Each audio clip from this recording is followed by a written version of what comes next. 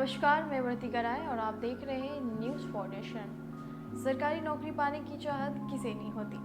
हर कोई सरकारी नौकरी पाना चाहता है क्योंकि सरकारी नौकरी में अलग ही रुतबा और पैसा और आपको फैसिलिटीज़ मिलती है, ऐसा लोगों का मानना है। और सरकारी नौकरी में कोई पाबंदी आप पे नहीं लगा सकते।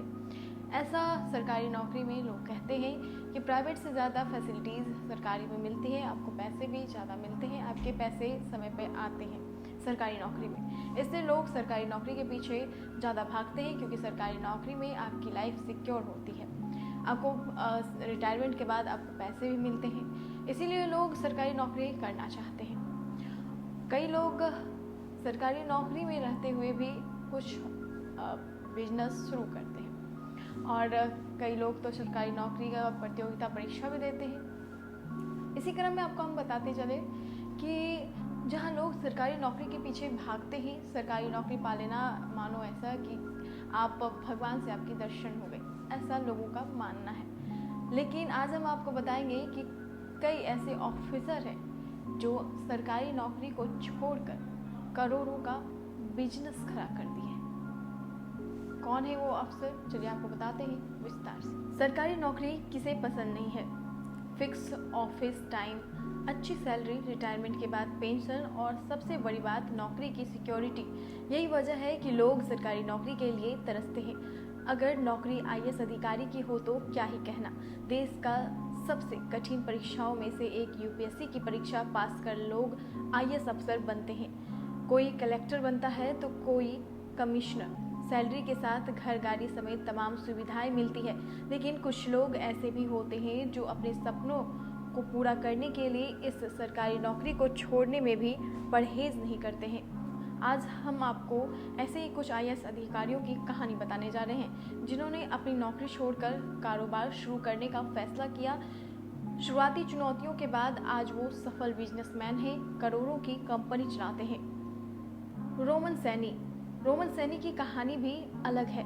महज 16 साल की उम्र में उन्होंने AIIMS की परीक्षा पास कर ली, MBBS की डिग्री पूरी की और डॉक्टर बन गए। रोमन का मन इसमें नहीं लगा। NDTC के लिए जूनियर रेजिडेंट के तौर पर काम करने के बाद उन्होंने 2 साल में ही इस्तीफा दे दिया और यूपीएससी की तैयारी में जुट गए। पहले ही प्रयास में उन्होंने यूपीएससी क्लियर कर लिया और आईएएस अधिकारी बन गए। 2 साल बाद उन्होंने यहाँ से भी इस्तीफा दे दिया।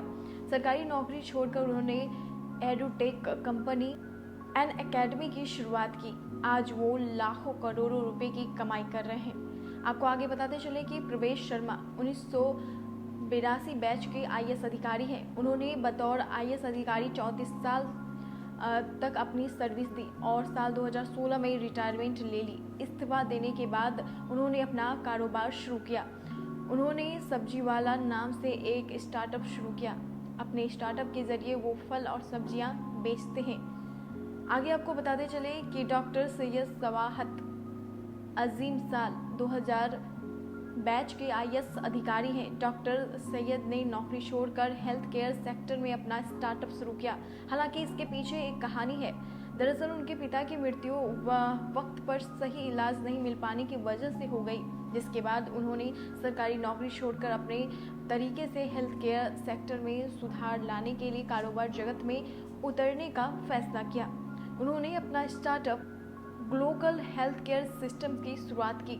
आज उनका कारोबार करोड़ों का कारोबार है।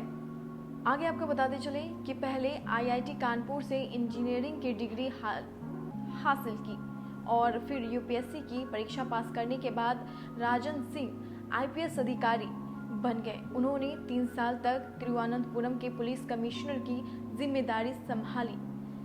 आपको आगे बताएं कि 8 सालों तक IPS अधिकारी के तौर पर काम करने के बाद उन्होंने अपने पद से इस्तीफा दे दिया।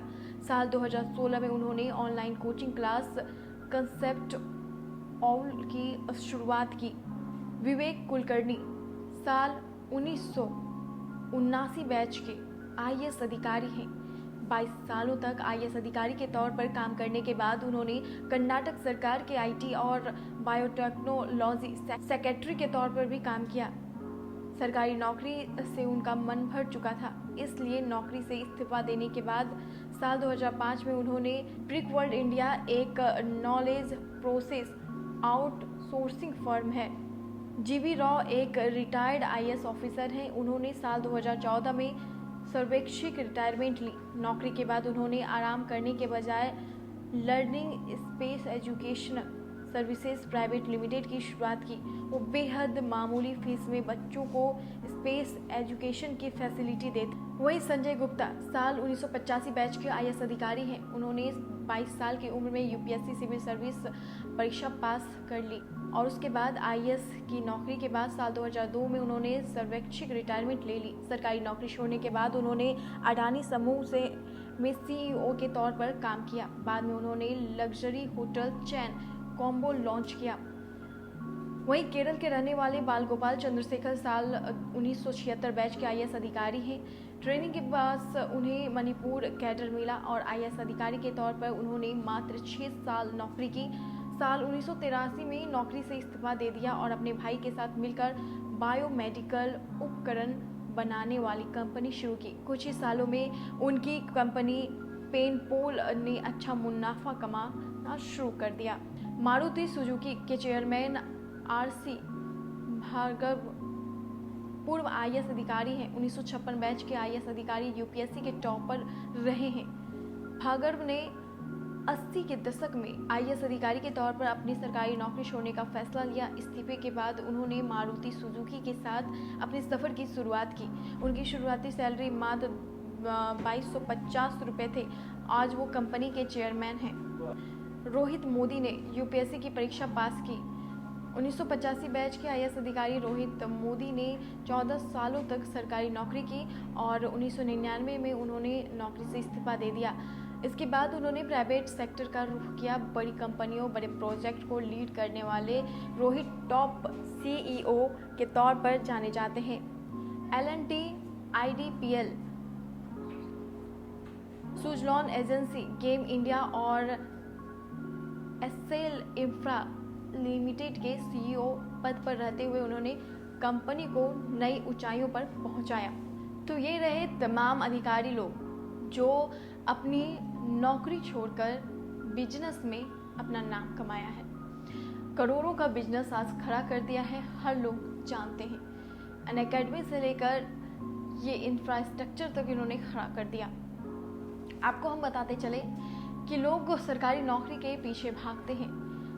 यूपीएससी पास करने वाले लोग जितने भी होते हैं उन्हें यूपीएससी में इतनी फैसिलिटीज़ मिलती है और उन्हें उनकी सैलरी भी अच्छी खासी होती है। फिर भी लोग यूपीएससी को छोड़कर, जितने भी हमने आपको आईएएस अधिकारी के बारे में बताया, ये लोग अपनी नौकरी से इस्तीफा देकर स्टार्टअप शुरू किया और आज उनकी कंपनी करोड़ों में है। तो फिलहाल तो इस खबर में इतना ही, लेकिन और भी वीडियो और खबरों के लिए आप हमारे साथ बने रहें। News foundation. नमस्कार।